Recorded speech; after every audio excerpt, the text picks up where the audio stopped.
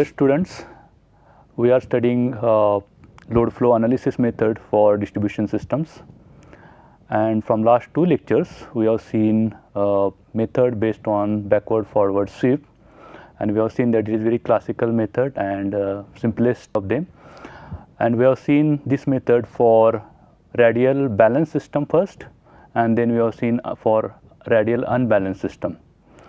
However, this method cannot be used for meshed system because in this case we need to use backward and forward sweep. We have seen that backward sweep starts from your leaf node or end nodes and we go towards the source node, and your forward sweep start from source node and we end till end nodes. So, therefore, we need to know the end nodes for this particular method.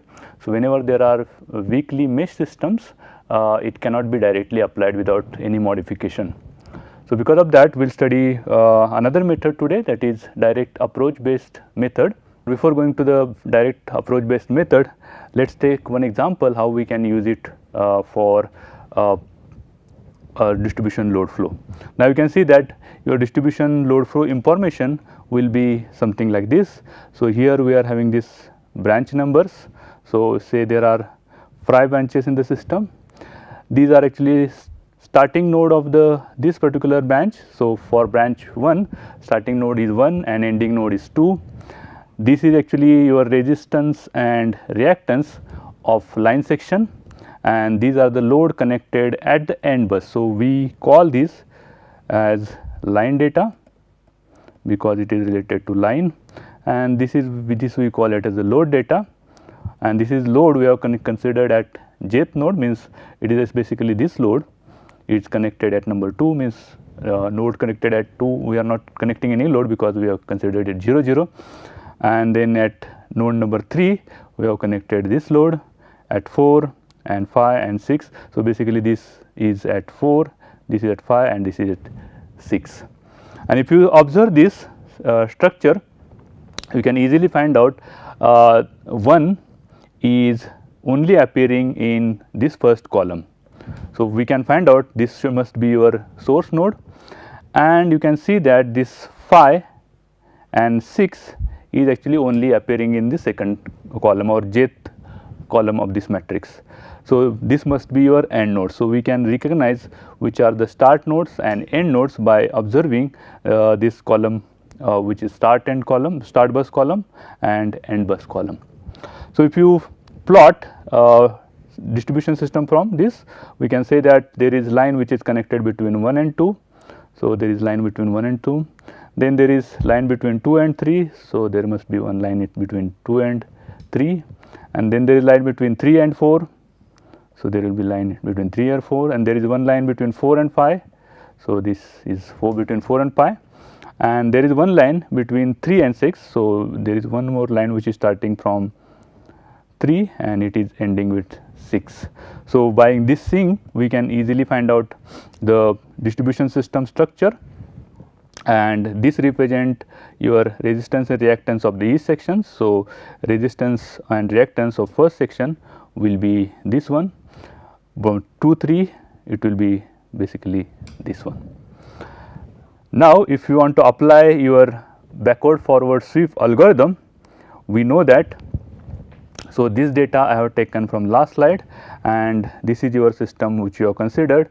So, these are basically branch current I12, I23, I34 and I45 and I36 are basically your branch currents, and these are the bus or node load currents, and we have seen that these load current can be calculated like this. So, we have seen that your Ij, any load current at any bus, we have seen that it is Pi or Pj plus jQj divided by Vj star, and this voltage we are using from the last iteration. So, it was actually k minus 1. So, when we are calculating current for kth iteration, you have to use voltages of k minus 1th iteration, and in this case since we are considering constant power loads are not going to change. So, these loads are not of your voltage dependent. However, whenever there is voltage dependent load, you need to calculate load first from this voltage as we have described in case of load modeling, and then you have to calculate the current. This is how we can calculate the currents. So, this current for first iteration will be calculated as I told you by considering your voltage of this system. We have considered nominal voltage of this system is 11 kV. So, nominal voltage of this system is 11 kV. So, initially we have assumed all the voltages of all the buses from V2 to V6, they are equal to 11 kV, and using that 11 kV we have calculated the current which are flowing in each of the node. So, load current is calculated since there is no load on this one. So, basically this will give, when you calculate load current using this equation, you will get all the load currents from I2 to I6. Then you need to calculate your branch currents by using the backward sweep. So, for calculating backward sweep, we need to know how the branches are connected. So, we can see that the connections of the branches will be like this. So, you can see that 2 is connected to this one. So, there is actually 1 2 branch is connected to 2 3, then 2 3 is connected to 3 4. However, there are 2 branches which are starting from the 3. Okay. So, we can easily find out current I23 will be equal to current I3, which is load current at this bus, plus current I34 plus I36. So, if you add these 3 current, I will get this current into I23. This is how we can calculate currents in all the branches by using the logic built based on the structure of these 2 columns. We can get all the branch currents. So, if we calculate branch currents, we will get this branch currents, and based on this branch current we can calculate the voltage drop. So, we know that voltage drop, any voltage drop, say V3 in this case. So, V3 will be equal to V2 minus J23 into I23. These currents are already calculated. These voltages which so for when calculating V3, V2 is already calculated, and that is how we know the voltages, and then voltages, all the voltages will be calculated in forward sweep. So, initially we calculate voltage of V2, then based on V2 we calculate V3, and based on V3 we calculate V6 and V4, and then based on V4 we calculate V5. So, using this we get the voltages, then we check the error with respect, now earlier voltages are actually 11 kV we have used. So, with respect to 11 kV and these voltages we calculate maximum error between the 2 iterations, and that maximum error comes out to be this one, and in this case I have used 1 e exponential minus 5 is your tolerance value. So, tolerance value is 1 exponential minus 5. So, it is not less than your tolerance. So, you will go to the next iteration. Using these voltages, again using this equation of the current, we can get the new current values which are basically this, then get similar logic, get branch currents which are basically this, and then using branch current again using your forward sweep get the node voltages which are basically this, then again calculate error between these voltages and earlier iteration voltages, means basically these voltages and these voltages.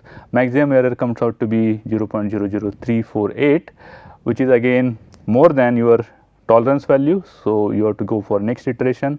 So, if you keep on calculating your node current based on these voltages, then corresponding branch current by using the logic based on start bus and end bus, and then you can calculate again the voltages, and then again we calculate error between these 2, which is comes out to be this one. So, if you keep on iterating like this till error will be lesser than 1 exponential phi.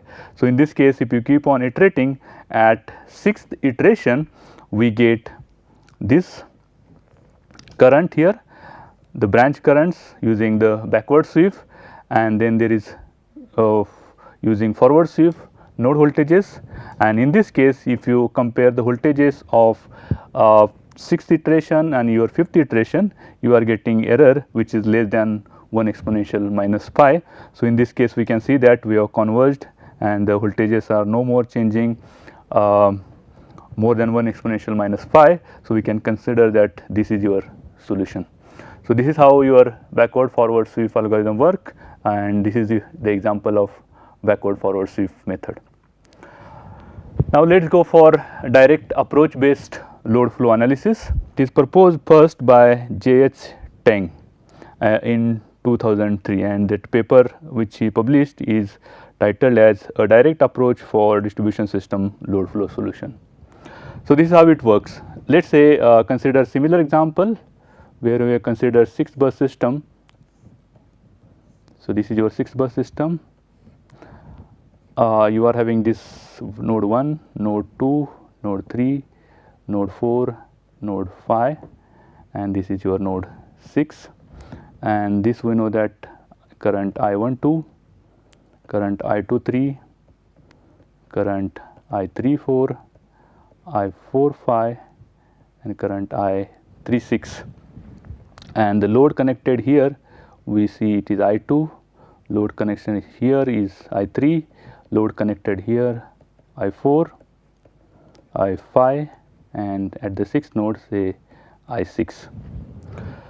So, here we can write your equation I45 will be equal to current I5, because through this branch only I5 current is flowing. Now, if you consider current I34, it will be equal to current I4 which is load at bus 4 plus current I45, and we have got I45 is equal to I5. So, it will be I4 plus your current I5. Similarly, I can write for I36. So, I36 only current of I6 will be flowing. So, it will be I6, and then I23 will be equal to the load current at bus I3, bus 3 which is I3 plus your current which is going from 3 to 4, that is I34, and then current which is going from 3 to 6 which is I36, and both the current we already got. So, it will be I3 plus your I34 is actually I4 plus I5. So, it is I4 plus I5, and I36 is actually I6. So, plus I6, and then I12 will be equal to I2 plus I23, and we already got current I23 which is basically this one. So, it will be I2 plus I3 plus I4 plus I5 plus I6. So, here we have got 5 equations. So, I can just number it. This is equation number 1, this is equation number 2, say this is equation number 3, this is equation number 4, and say this is equation number 5. So, you got these 5 equations. Let us put this equation into matrix format. So, if we put this equation starting from 1 to 5 into matrix format. So, on this side there are branch currents I12, I23, I34, I45 and I36, basically this current here, which will be equal to say some matrix here, and then there are node currents which are I2, I3, I4, I5 and I6. So, if you see this equation number 1, you can see that all the currents are existing, that is I2, I3, I4, I5, I6. So, it will get multiplied to all the currents. So, it will be I12 is equal to I2 plus I3 plus I4 plus I5 plus I6.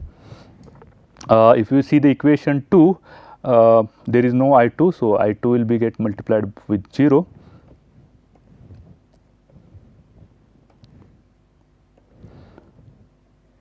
And all other currents are present, that is I3, I4, I5 and I6.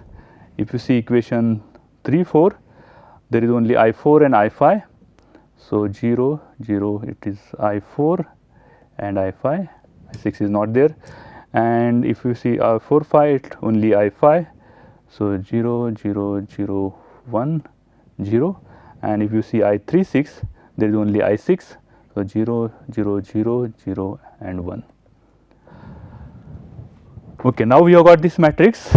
We are going to call this matrix as BI BC matrix, because if you observe this, these are nothing but your bus injections,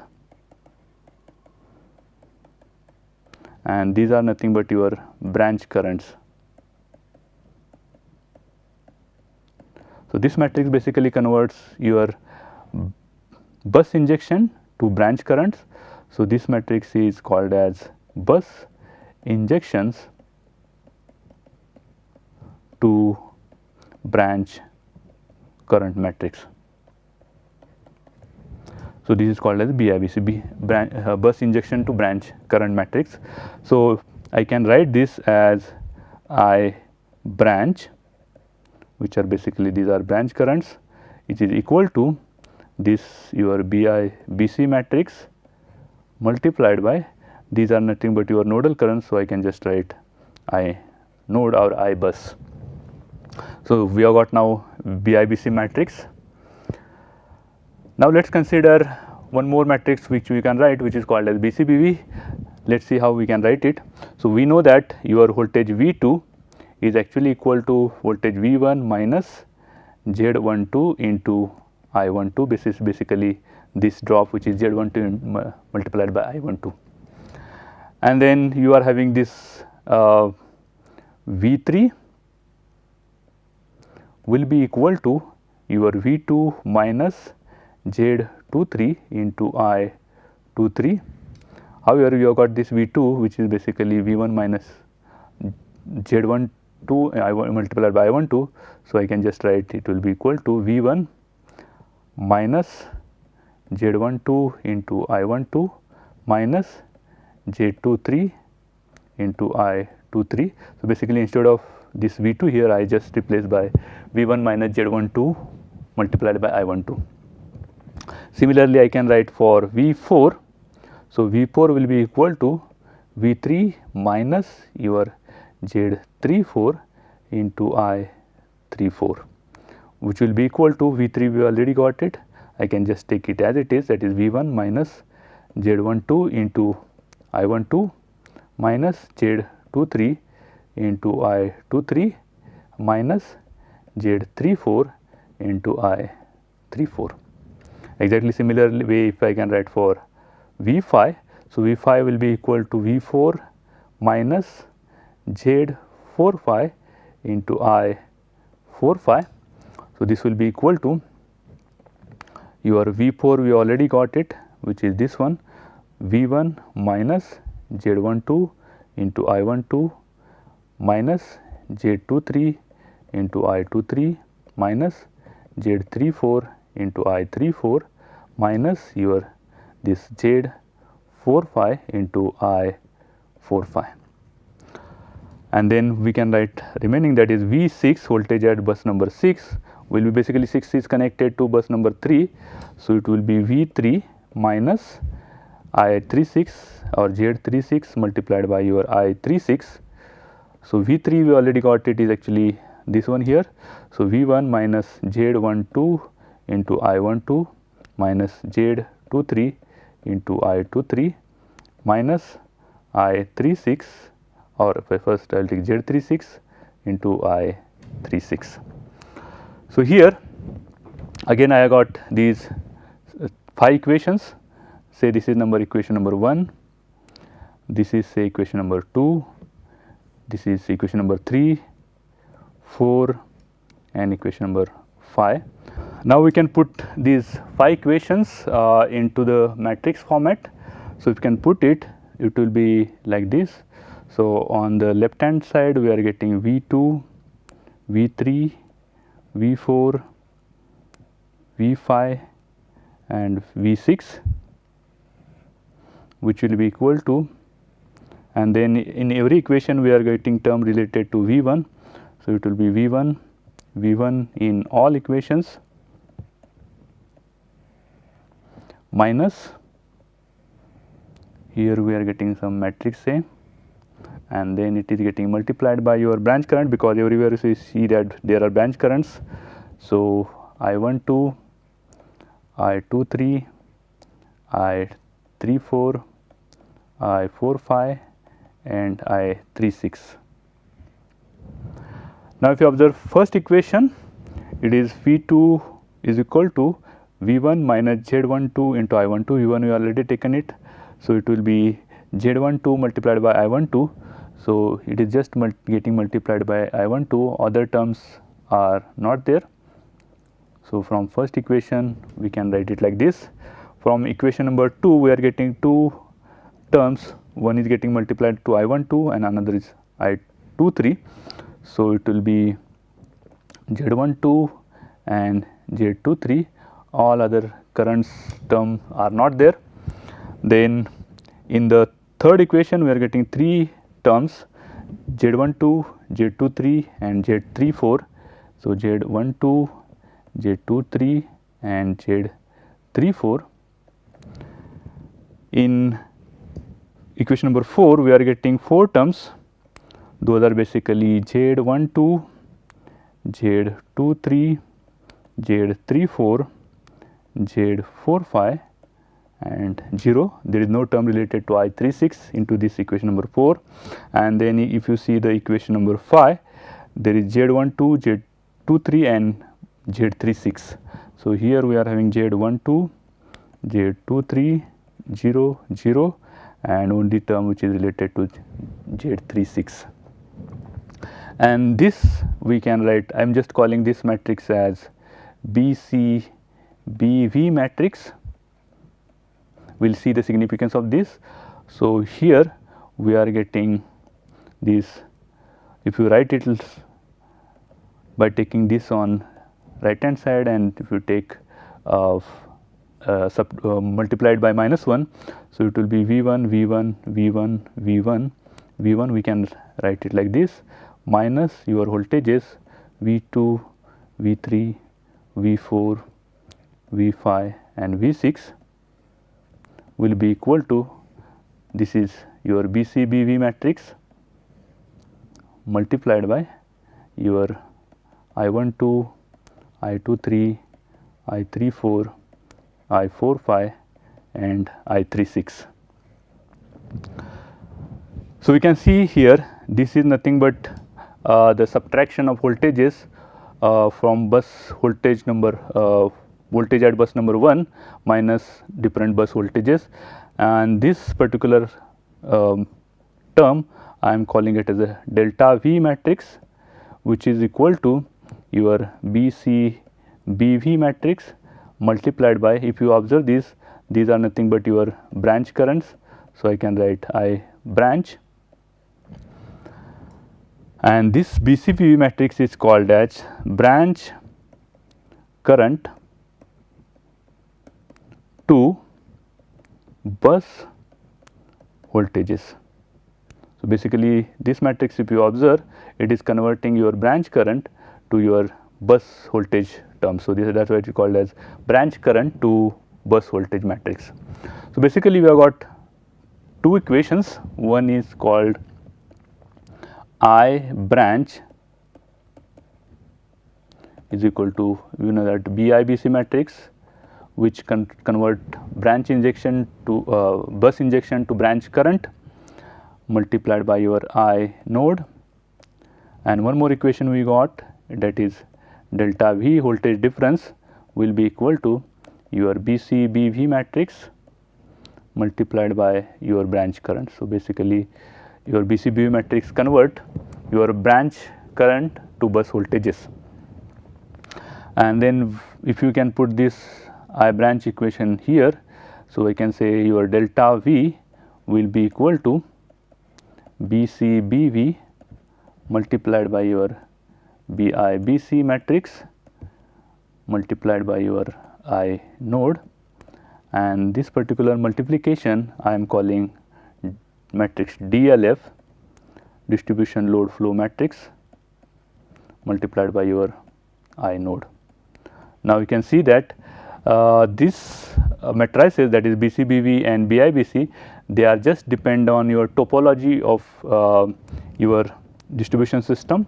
So, you can see that this BIBC matrix is basically having the form of 1 and zeros, and then your BCBV matrix is basically having similar structure, however, it is matrix of impedances, and if you multiply them you are getting this DLF matrix.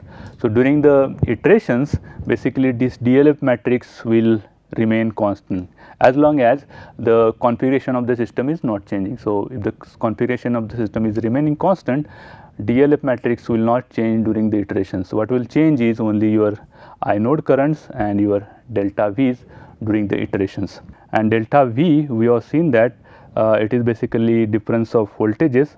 So, basically it is difference of V1 minus V2, V1 minus V3, V1 minus V4 like this, V1 minus Vn if there are n number of nodes in your system. So, in this case if you are using this algorithm or using this equation, we need to calculate first I node matrix. So, I node matrix, as I have shown you, it is actually nodal current matrix where the node current is calculated at say kth iteration, depends upon your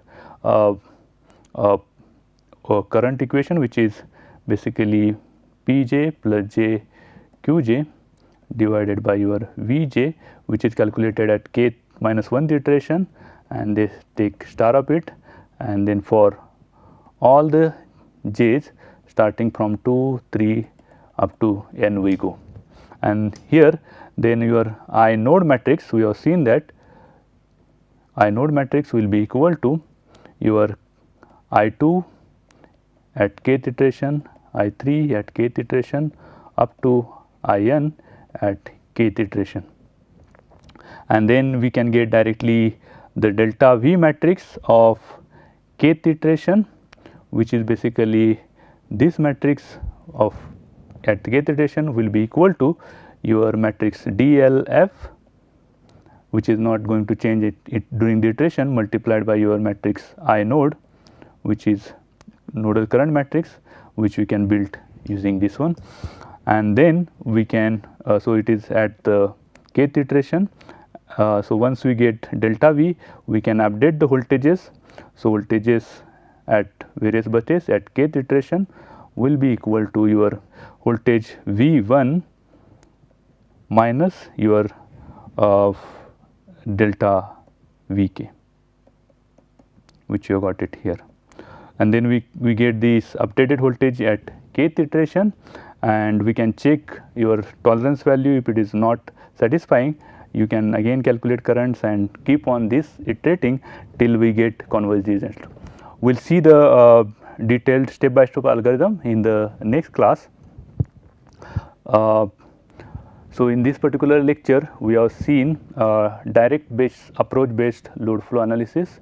We have seen the introduction, and we have seen that if you form this matrix which is called as BIBC matrix, which basically converts your bus injection to branch currents, and then another matrix which is BCBV matrix, which basically converts your branch current to bus voltages, and then DLF matrix, which is basically your BIBC matrix BCBV matrix multiplied by your BIBC matrix DLF matrix.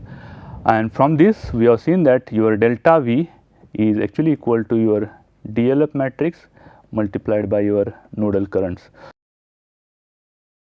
So, this algorithm is more appropriate to use it for distribution system. Next time we will see how we can build this BIBC and BCBV matrices from your system data. Thank you.